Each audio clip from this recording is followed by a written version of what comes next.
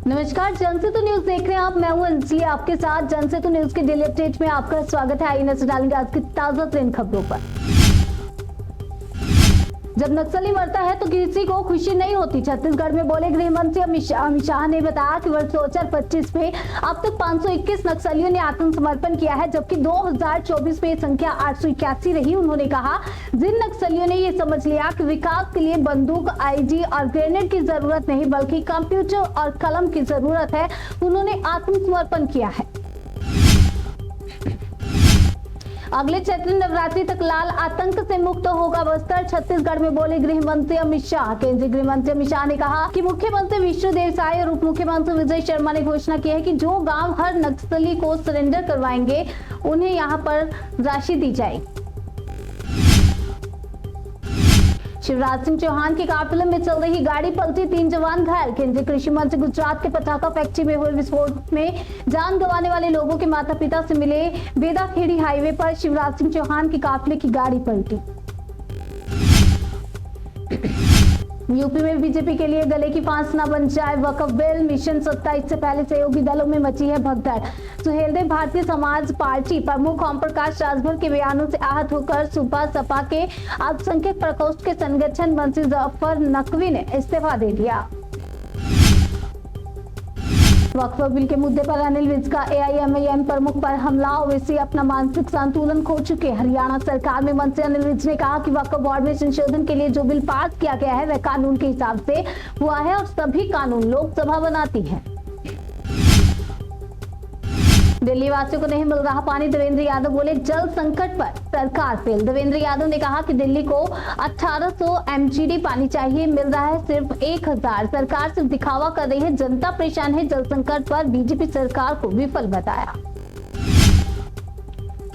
5.5 साल की तलाश के बाद दिल्ली पुलिस ने मजदूर के हत्यारे ठेकेदार को पकड़ा, बिहार से गिरफ्तार। दिल्ली पुलिस की क्राइम ब्रांच ने ठेकेदार लक्ष्मण प्रसाद को बिहार के गया जिले से गिरफ्तार किया है। वह मूल रूप से बिहार के नवादा जिले का रहने वाला है।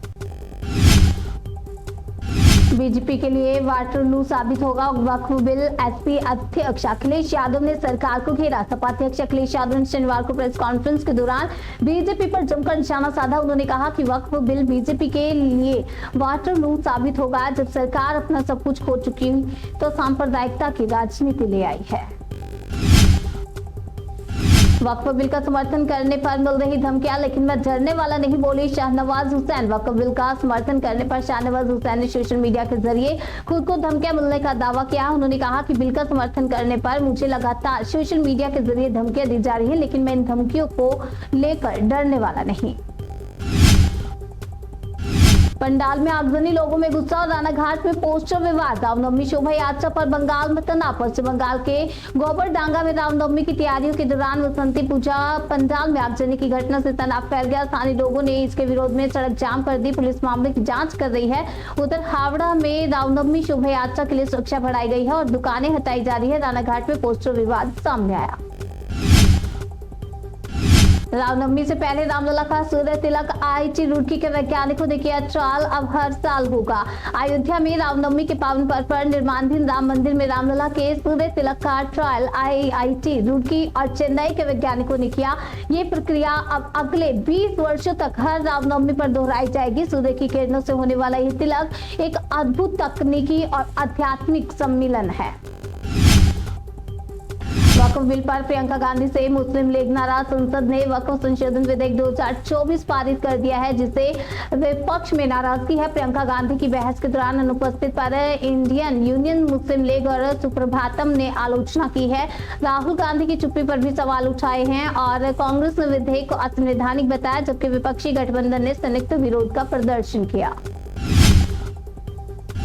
खबर मध्य प्रदेश से है। टीवी पर क्राइम सीरीज देखकर हैवान बना बुजुर्ग, कैंची घोंपकर पत्नी को मार डाला। खुद को भी आपको बता दें, उसने खुद भी अपनी जान दे दी। इंदौर में एक दिल दिला देने वाली घटना सामने आई। यहाँ 70 साल के ताराचंद ने क्राइम पेट्रोल और सावधान इंडिया जैसे टीवी सीरियल देखकर अपनी पत्नी सीमा की कैंची से हत्या कर दी। घटना के बाद मौके पर पहुंची पुलिस ने मामले की जांच शुरू कर दी। 7 समझौतों पर मुहर, सबसे बड़ा सम्मान और संकट में सहयोग पर आभार। श्रीलंका में पीएम मोदी की वाहवाही। भारत श्रीलंका के बीच दोस्ती को नई उड़ान मिली है। पीएम मोदी और राष्ट्रपति दिसानायके की मौजूदगी में शनिवार को कोलंबो में रक्षा, सूचना तकनीक समेत 7 समझौतों पर मुहर लगी है। श्रीलंका में पीएम मोदी को मित्र विभूषण मेडल से सम्मानित किया गया। पीएम मोदी ने श्रीलंका की जनता और सरकार का आभार व्यक्त किया। खबर जम्मू कश्मीर से है। सीमा पर घुसपैठ की कोशिश नाकाम। बीएसएफ ने पाकिस्तानी घुसपैठियों को किया जेल। हालांकि इससे पहले उसे चेतावनी भी दी गई, लेकिन वो भारत में घुसने की कोशिश करता रहा। इसके बाद पाकिस्तानी रेंजर से अधिकारियों की मीटिंग हुई, जिसमें पाकिस्तान ने घुसपैठी का शव लेने से इनकार कर दिया।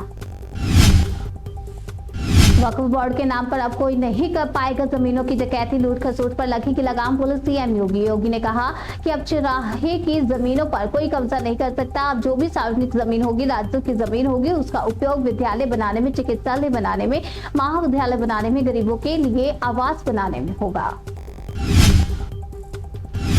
श्रीलंका मित्र विभूषण पुरस्कार से सम्मानित हुए पीएम मोदी, बोले ये 140 करोड़ भारतीयों का सम्मान। पीएम मोदी श्रीलंका दौरे पर है, जहां उन्हें सर्वोच्च नागरिक सम्मान मित्र विभूषण से सम्मानित किया गया। पीएम मोदी ने कहा कि ये केवल मेरा नहीं बल्कि 140 करोड़ भारतीयों का सम्मान है।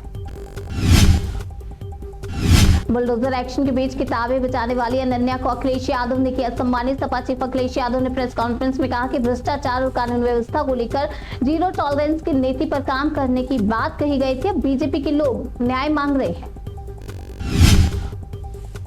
खबर फिरोजाबाद से है। ड्रोन से हुई निगरानी, मस्जिदों के इर्द गिर्द पुलिस रही तैनात। सोशल मीडिया पर भी नजर। पुलिस ने स्थानीय लोगों से अपील की है कि वे अफवाहों पर ध्यान न दें और सोशल मीडिया पर भड़काऊ वीडियो संदेशों का आदान प्रदान न करें। किसी भी समस्या की स्थिति में वे 112 या नजदीकी चौकी थाने में संपर्क करें।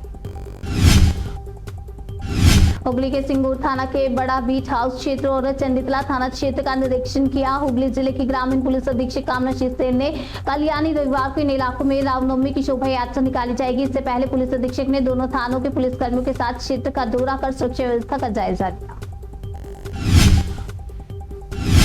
डेली अपडेट में आजकल फिलहाल इतना ही। तब तक के लिए बने रहिए हमारे साथ। देखते रहिए जनसत्ता न्यूज, जन से सरोकार।